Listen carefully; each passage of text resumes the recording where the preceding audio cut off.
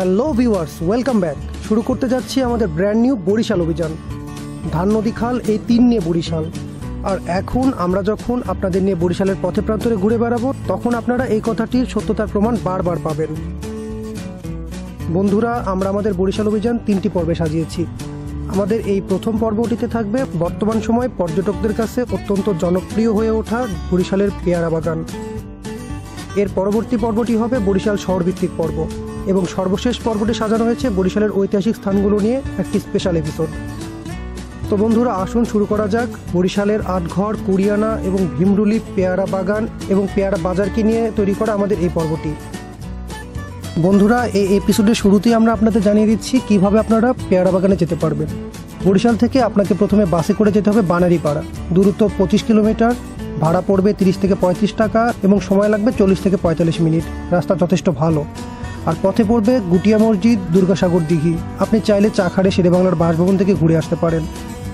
এরপর বানারীপাড়া লঞ্চ ও ট্রলার ঘাট থেকে আপনাদের ট্রলার ভাড়া করতে হবে এবং ট্রলারে করে প্রথমে সন্ধ্যা নদী এবং পরবর্তীতে ছোট বড় বেশ কিছু খাল পার হয়ে যেতে হবে আটঘর, কুড়িয়ানা এবং পরবর্তীতে ভীমরুলি পেয়ারা বাগান এবং পরবর্তীতে পেয়ারা বাজার। বন্ধুরা, আপনারা চাইলে বরিশাল থেকে স্বরূপকাঠি হয়েও পেয়ারা বাগান এবং পেয়ারা বাজারে যেতে পারেন, তবে সেক্ষেত্রে সময় এবং দূরত্ব দুটোই বেড়ে যাবে। বন্ধুরা, আমরা এখন আছি বানারীপাড়া লঞ্চ ঘাটে।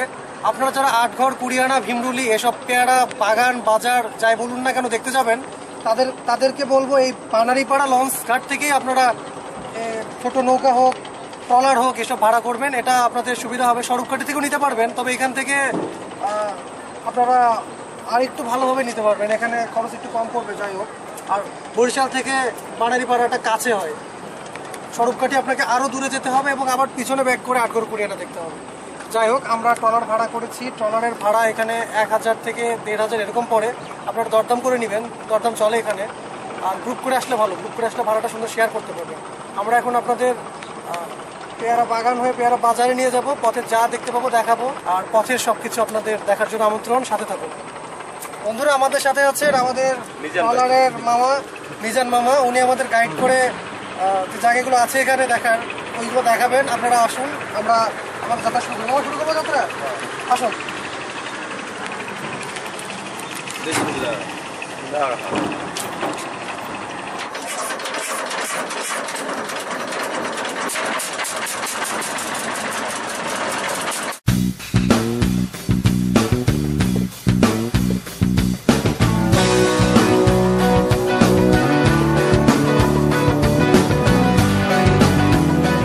বন্ধুরা, আমরা এখন চলেছি বরিশালের বিখ্যাত সন্ধ্যা নদীর উপর দিয়ে।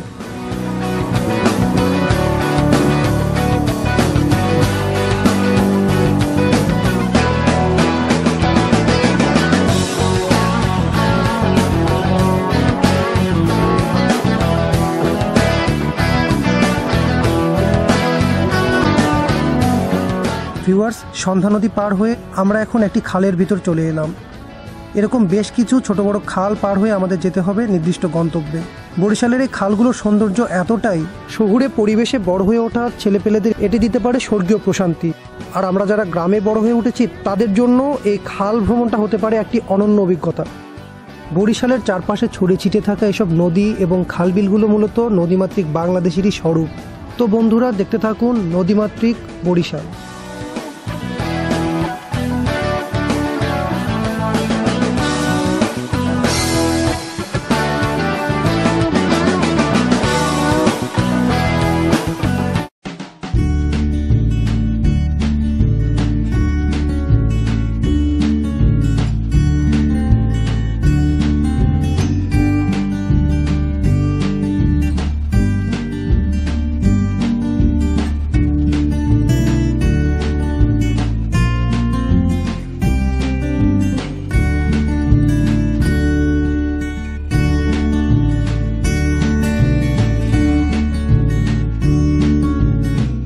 বন্ধুরা, আমরা এখন আছি কুড়িয়ানাতে।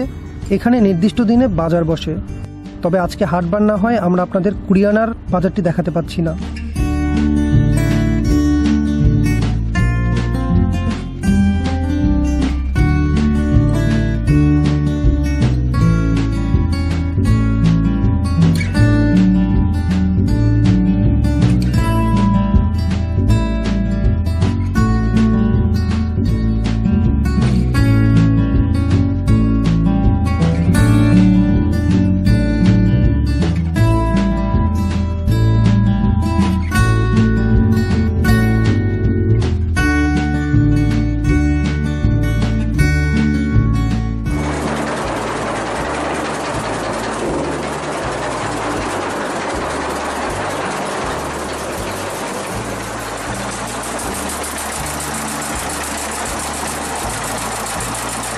ভিউয়ার্স, আমরা এখন আছি আট ঘরে। আজকে আট ঘরেরও হাটবার নয়, তাই আমরা এখানকার ভাসমান বাজারটিও আপনাদের দেখাতে পাচ্ছি না। আমরা মূলত যাচ্ছি ভীমরুলিতে। আজকে ভীমরুলিতে হাটবার, আশা করা যায় ভীমরুলিতে আপনাদের আমরা ভাসমান বাজারটি অত্যন্ত সুন্দরভাবে দেখাতে পারবো।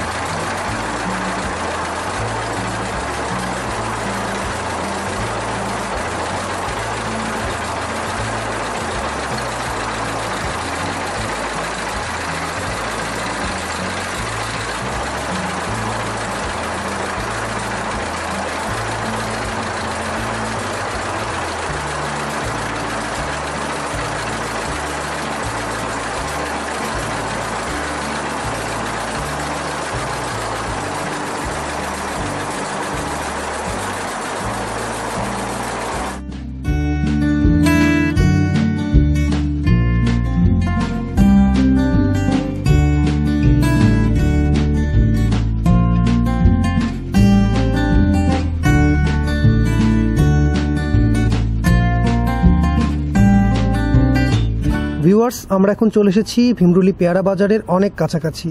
আপনারা এখন দেখছেন ভীমরুলির পেয়ারা বাগান। তো বন্ধুরা, দেখতে থাকুন ভীমরুলির পেয়ারা বাগান এবং পরবর্তীতে পেয়ারা বাজার।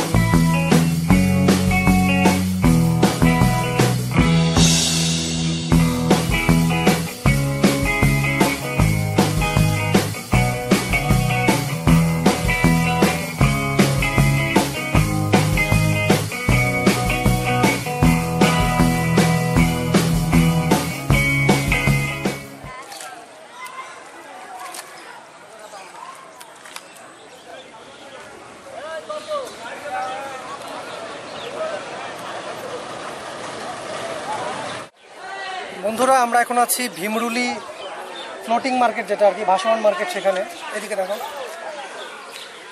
এইখানে আমরা যতদূর জানতে পেরেছিলাম পেয়ারার বাজার বসে, তবে আজকে এসে দেখছি এখানে পেয়ারার সাথে এখন আমরা চলে এসেছে বাজারে। কচুর লতি, কচু, তারপরে কলা আর অনেক কিছুর বাজার এখানে বসেছে। দৈনন্দিন জীবনে যা আর কি এমনি সকাল বাজার কিংবা এমনি বাজারে যা দেখি ওইরকম টাইপেরই বাজার, কিন্তু এটা হচ্ছে নৌকাতে, মানে ফ্লোটিং মার্কেট আর কি। আমরা এখন আছি ভীমরুলি বাজারে, এটা মূলত ঝালকাঠিতে পড়ছে। আর আটঘর কুড়িয়ানা আমরা যখন পেয়ারা বাগান দেখিয়েছি, রাস্তায় আপনাদের অনেক জায়গা দেখিয়েছি, মানে খালপথ বলেন নদীপথ বলেন, ওই জায়গাগুলোতে আটঘর কুড়িয়ানা ওইদিকেই ক্রস হয়ে গেছে। ওইদিকে বাজার আজকে বসেনি, সেজন্য আমরা দেখাতে পারিনি। এখানে নিয়ে এসেছি আপনাদের।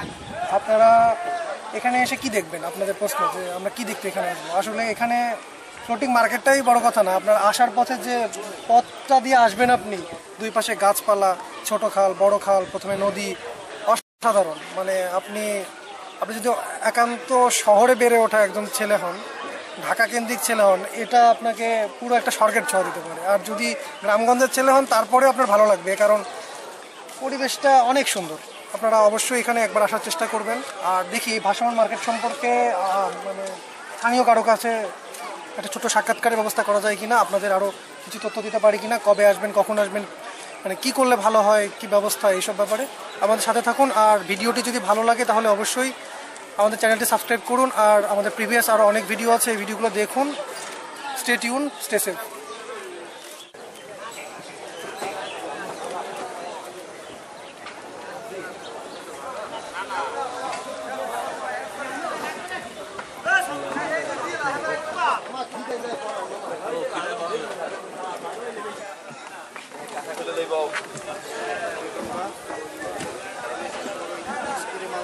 নাম কি? আমার নাম রিপন চৌধুরী। রিপন চৌধুরী, আপনি কিসের বাজার নিয়ে আসছেন? আমরা নিয়ে আসছি। এখন কি আমরা সিজন শুরু হয়ে গেছে? আমরা সিজন এখন পেয়ারার সিজন কখন থেকে? সিজন আষাঢ় মাস হইতে 30 ভাদ্র পর্যন্ত। আষাঢ় থেকে 30 ভাদ্র। হ্যাঁ, আর তারপরে হচ্ছে আমরা আর এই যে কলা, তারপরে কলা পেঁপে এখানে বিক্রি হয়। এটা এটা ওই আষাঢ় মাস হইতে ভাদ্র আশ্বিন পর্যন্ত। এই মার্কেট কি বর্ষাকাল আর শরৎকাল, মানে এই বৃষ্টির সিজনে না সারা বছর? এই তো জ্যৈষ্ঠ আষাঢ় হইতে আষাঢ় শ্রাবণ ভাদ্র, এই 4 মাস থাকে। আষাঢ় শ্রাবণ ভাদ্র, আশ্বিন মাসে আসে। আশ্বিন মাসে থাকে অল্প আর কি। আর বাকি সময় কোনো বাজার কি না, এই আষাঢ় কুলে বাজার আছে। এই বাজারটা কতদিন হলো শুরু হয়েছে? এই বাজার অন্তত 20-30 বছর আগে। 20-30 বছর আগে? এটা কি আটঘর কুড়িয়ানা ভীমরুলি তিন জায়গাতেই বসে না আরো বসে? আটঘর অনেক পুরানি, অনেক আগে। ভীমরুলি নতুন? ভীমরুলি তো আটঘরে তো কোনো বাজার দেখলাম না। আটঘরে তো আজকে কোনো বাজার দেখলাম না। আটঘর বাজার তো গালা মিলকে গেছে, গালা ওয়াটবার মেলে। আর আটবার তো সোমবার শুক্রবার আটবার। সোমবার শুক্রবার আটঘর, মানে আপনাদের হাটের দিন ঠিক করা আছে? হয়, হাটের দিন ঠিক করা আছে। আর এছাড়া এই জায়গায় অহরহ নিত্য। আর আপনারা যে আমরা পেয়ারা নিয়ে আসতেছে, এগুলো কোথেকে নিয়ে আসেন? আশেপাশে তো বাগান দেখলাম।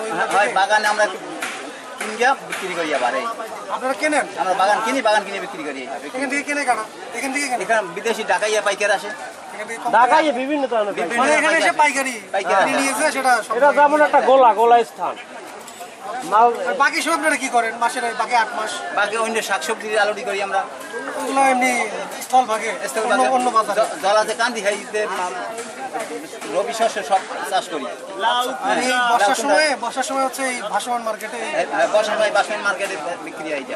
লোকজন দেখতে আসে ঢাকা থেকে? শ্রাবণ ভাদ্র আশ্বিন এই 3 মাসে আসে লোক থাকে, এই জায়গায় লোক থাকে। এখন মনে একটু কমে গেছে লোক। এখন কমে গেছে। শ্রাবণ মাসে খুব আসছে। শ্রাবণ মাসে অন্তত এখানে 50-60 টলার আসছে। আচ্ছা কাকা, ধন্যবাদ। দর্শক বন্ধুরা, আমরা এতক্ষণ আমাদের রিপন কাকার ছোট্ট একটা সাক্ষাৎকার শোনালাম। তার নৌকায় বসে, সাঁতার জানি না এজন্য ভয়ে জড়সড় অবস্থা, আপনারা কিছু মনে করবেন না। আর আপনারা অবশ্যই এখানে আসবেন, বর্ষাকালে বেশি আসবেন। বর্ষাকালে লোকজন বেশি থাকে, আপনার বাজার বেশি থাকে, পেয়ারা বেশি পাবেন। বর্ষাকালে আসা ট্রাই করবেন। ভালো থাকবেন, আল্লাহ হাফিজ। হ্যাঁ।